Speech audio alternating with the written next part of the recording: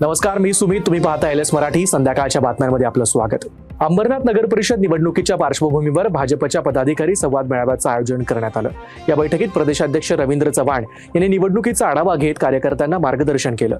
अंबरनाथमध्ये 5 दिवसांची परिवर्तन पदयात्रा आणि प्रचार मोहीम राबवण्यात येणार असल्याची माहिती यावेळी देण्यात आली.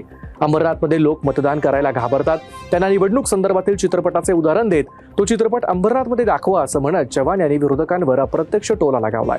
बीडमध्ये अमरसिंह पंडित आणि विजयसिंग पंडित यांनी पोलीस अधीक्षकांची भेट घेतली.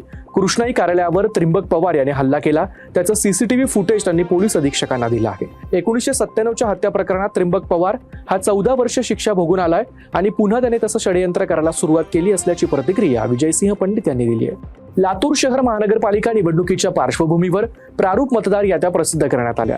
या मतदार यादीमध्ये गंभीर त्रुटी असल्याचा आरोप लातूर शहर जिल्हा काँग्रेस कमिटीकडनं करण्यात आलाय. याबाबतचे निवेदन मनपा आयुक्तांना सादर करत या त्रुटी तातडीने दूर केल्या जाव्या अशी मागणी शहर काँग्रेस कमिटीच्या वतीनं केली गेली आहे. बीडच्या कोल्हारवाडीमध्ये दत्त जयंती उत्सव मोठ्या थाटात साजरा करण्यात आला. दत्त जन्मोत्सवानिमित्त सुंदर पाळणा आणि मंदिर रंगबिरंगी फुलांनी सजवण्यात आलं होतं. भाविकांनी पहाटेपासूनच मंदिरात दर्शनासाठी गर्दी केली होती. दिगंबरा दिगंबरा श्रीपाद वल्लभ दिगंबरा या जयघोषानं परिसर दुमदुमून गेला. हिंगोलीमध्ये दत्त जयंतीनिमित्त शक्ती ब्रह्म आश्रमामध्ये भक्तांची मोठी गर्दी झाली होती. दरवर्षी या मंदिरामध्ये दत्त जयंती महोत्सव मोठ्या उत्साहात साजरा केला जातो. यावेळी कीर्तनाचं देखील आयोजन करण्यात आलं होतं. नागपूरमध्ये विदर्भ राज्य आंदोलन समितीनं राज्य सरकारच्या विरोधात आंदोलन केलं. वन विभागाचे मुख्य कार्यालय नागपुरातून मुंबईला हलवण्याचा कट सरकार करत असल्याचा आरोप यावेळी करण्यात आलाय. विदर्भात वनक्षेत्र असल्यानं वन विभागाचं मुख्य कार्यालय नागपुरातच असावं असं सुद्धा आंदोलनकर्त्यांनी म्हटलं आहे. बुलढाण्यातील सिटी स्कॅन सुविधा कालपासून बंद असल्यानं सर्वसामान्य रुग्णांना आर्थिक भुर्दंडासह मनस्ताप देखील सहन करावा लागतोय. खामगाव, शेगाव आणि बुलढाणा या 3 शहरात सिटी स्कॅन सुविधा बंद आहे.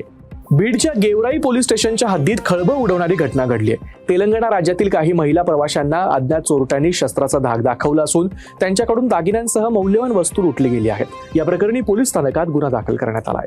हरियाणात हृदय पिळवटून टाकणारी घटना समोर आली आहे. पूनम नावाच्या एका महिलेनं मागील 2 वर्षात 4 चिमुकल्यांची हत्या केल्याचा धक्कादायक खुलासा पोलिसांनी केलाय. यामध्ये तिच्या स्वतःच्या मुलाचा देखील समावेश असल्याचं समजतंय. 3 मुलींच्या हत्येमागे ब्युटी कॉम्प्लेक्स म्हणजे सौंदर्याचा जळफळाट हे कारण असल्याची शक्यता आहे. या होत्या आताच्या महत्त्वाच्या बातम्या. बघत रहा एलएस मराठी.